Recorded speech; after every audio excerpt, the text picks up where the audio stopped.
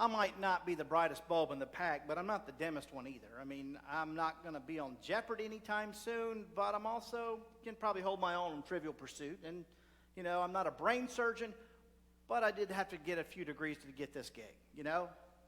That being said, tomorrow is my 48th birthday, August 15th. It rolls around every year on the same day, and it's crazy how that happens.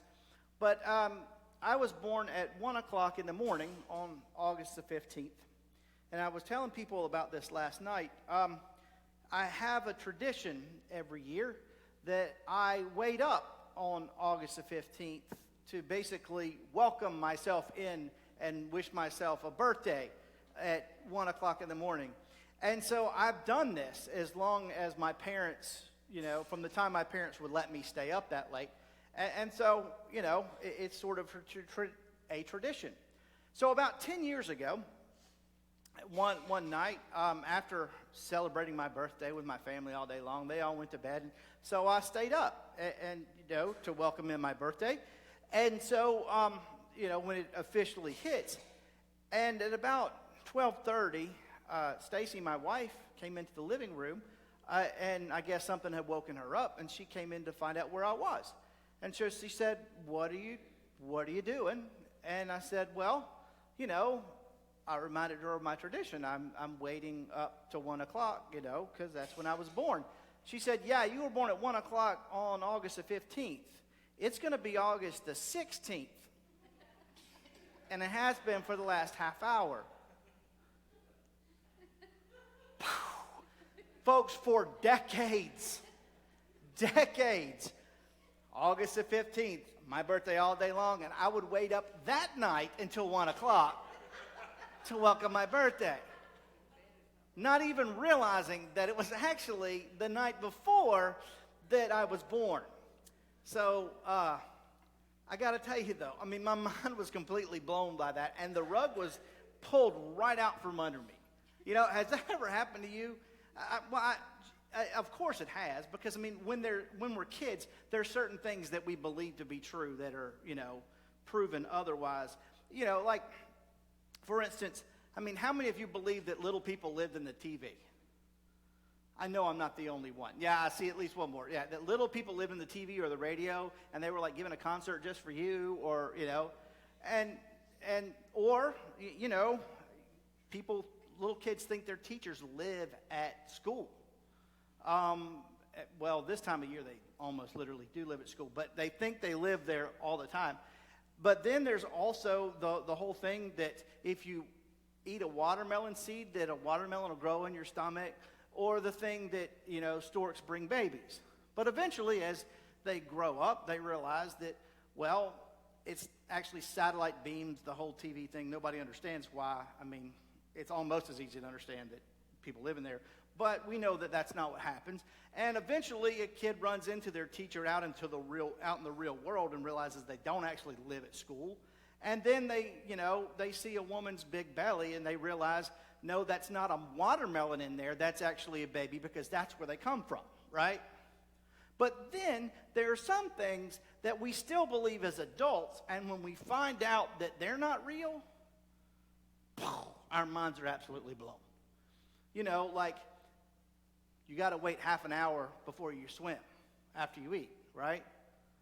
Interesting, because you don't have to wait half an hour after you eat to walk or drive a car or really do anything else. It's just swimming. No, actually, that's not true at all. You can swim whenever, so long as it's safe, right? That's completely false. And some of you are like, for real? And then, like, that it takes 7 years for gum to digest. No, it doesn't. It's the same as any other food that you put into your mouth. That's how long it takes. Or how about this one? Lightning can't strike twice in the same place. You ever heard that? What's a lightning rod for then? So, I know, right? The rug has just been completely pulled out from under you because some of these myths have been, you never looked at it that way. I mean, I've told y'all before about the time I was in Hopeland Gardens in Aiken at Christmas time, and I saw these birds in a pond, and I said to Stacy, I guess these birds forgot to fly south for the winter, to which she responds, dummy, this is the South. You'd have think at least one teacher would have said, birds fly here for the winter. No. But the truth is, at times, these are little facts, but they still kind of rock our world when we find out the truth. But then there are other things that can be kind of devastating to us when we find out what's really going on. Like that our government officials can't always be trusted. We learned that one pretty early on.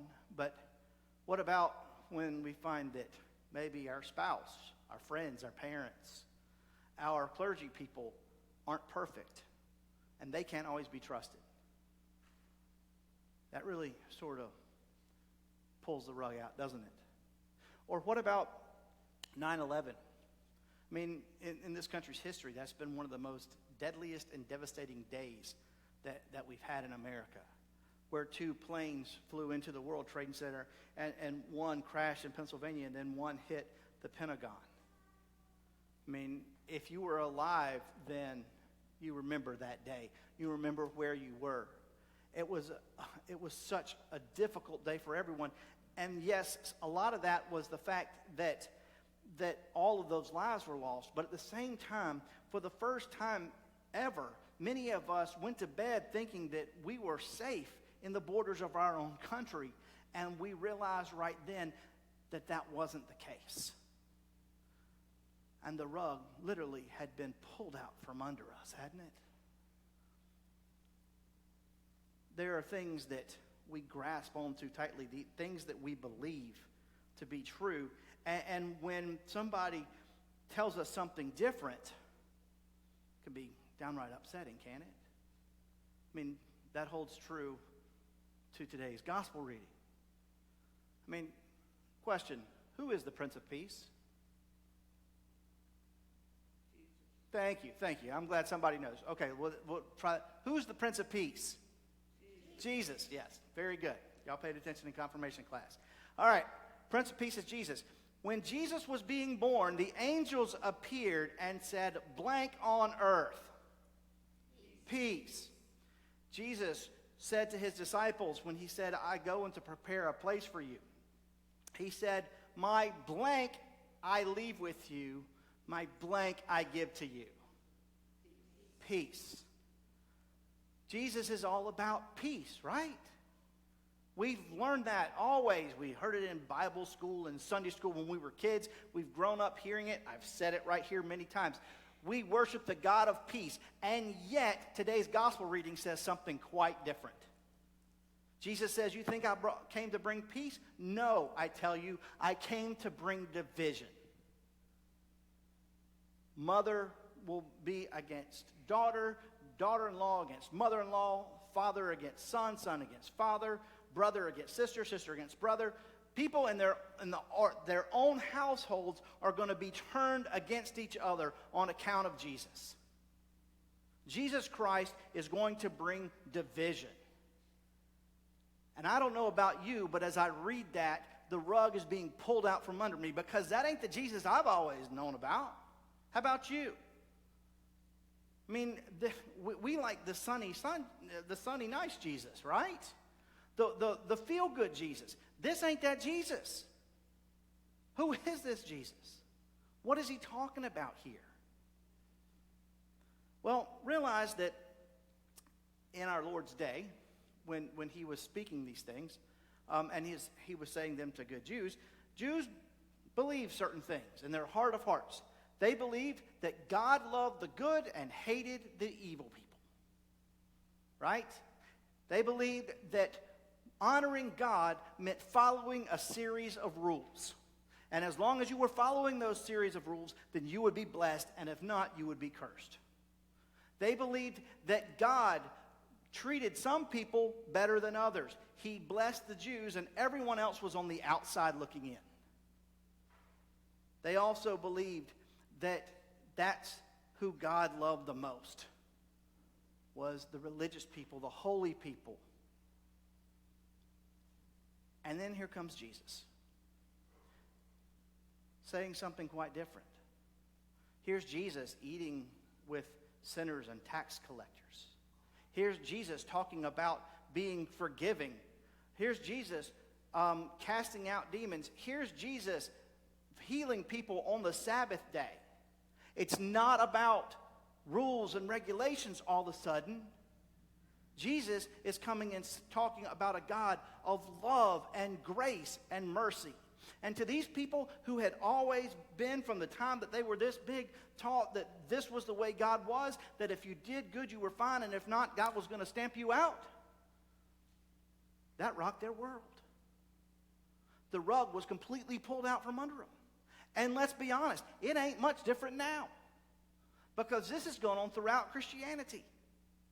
Because even though we are people of Christ and we have always heard about the grace, the love, the mercy, and forgiveness of Jesus, when the rubber meets the road, we're still about the rule following.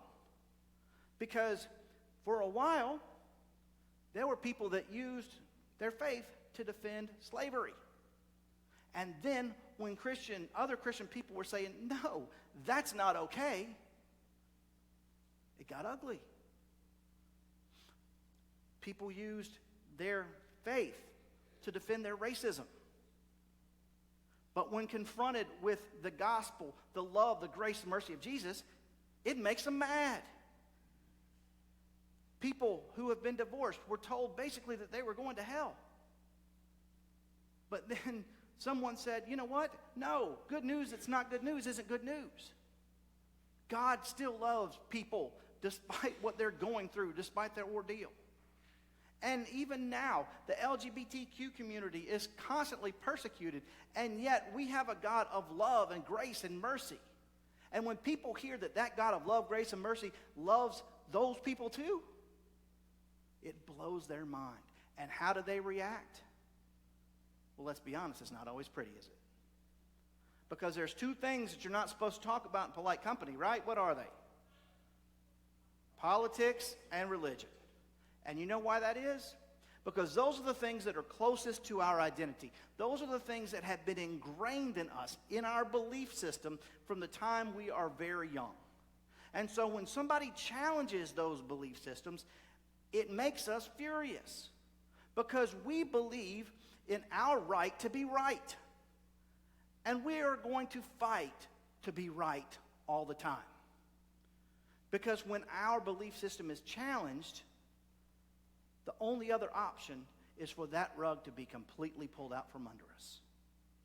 And so we will fight it and we will argue it until eventually we win or they win. But at what point does God win? Right? Here's the reality, my friends. We need to stop worrying about being right and start worrying about doing right. And what does it mean to do right? It means love. Because things are in our faith, in our lives, are going to be challenged. We have, if you haven't noticed that, the last 2 years should have shown it in spades, right? Because what happened? Families divided. Friends divided. Some people are still not speaking to each other. Why? Because they disagreed about things like vaccine and masks and sending kids to school and social distancing and this and the reality of whether or not COVID was a real virus. And that divided households and friendships and families, did it not? Why? Because we had to be right. But let me tell you what is right. Love is always right. Grace, mercy, and forgiveness are always right. It's not about the rules. It's not about our theology. It's not about our politics. It is about love. And if you ain't showing love, you ain't right. If you ain't showing mercy, you ain't right. If you ain't showing grace, you ain't right. Because we know this, because we have a God, and that's what Jesus shows us. It doesn't mean that everybody's going to like it. That doesn't mean that everybody's going to agree with it.